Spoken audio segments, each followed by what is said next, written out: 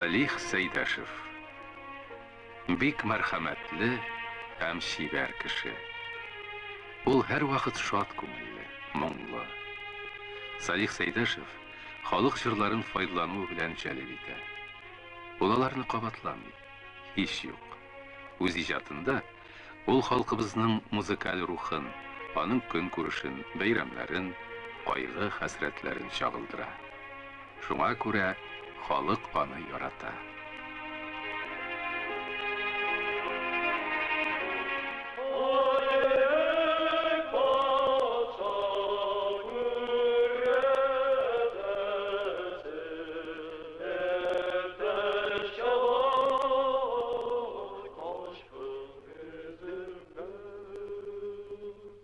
Салихка 22 яшь.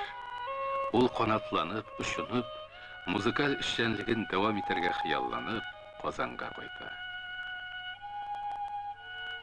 10 ел буе бергәләп иҗат итү дәверендә Салих Сәйдәшев Тинчуринның 150 пьесасыннан 90-на моң канаты куя. Тинчуринның гаять халыкчан сәхнә әсәрләре Сәйдәшнең халыкчан моңнары белән кушылгач, татар театр сәнгатендә яңа бер жанр, музыкаль драма жанры барлыкка килә.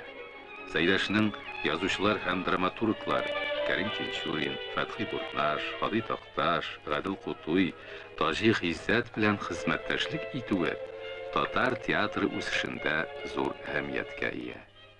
Яшь башлап язучы композиторларны да ул иҗатка рухландыра.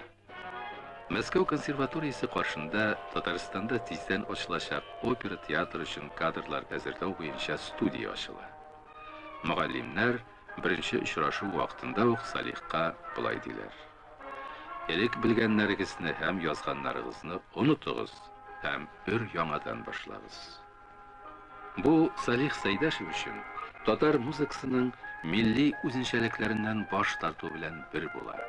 Һәм иң әһәмиятлесе музыкаль драма жанрыннан баш тарту. Ул моның белән һич тә килешә алмый. Мәскәүдәге еллар аның өчен нәтиҗәсез, иҗатсыз, яңа музыкаль әсәрләр тумаган еллар була. 1938 елда ул бер төркем дипломлы белгечләр белән бергә Казанга кайтып төшә. Казан аларны бәйрәмчә каршы ала. Салих Сәйдәшевнең мәшһүр маршы яңгырый. Марш шундый күтәренке рухлы була ки, ул республика чикләрен усып, бик күп төбәкләрдә дан казана. Ул озак еллар буе бөтен парадларда, тантаналы җыелышларда яңгырамый калмый.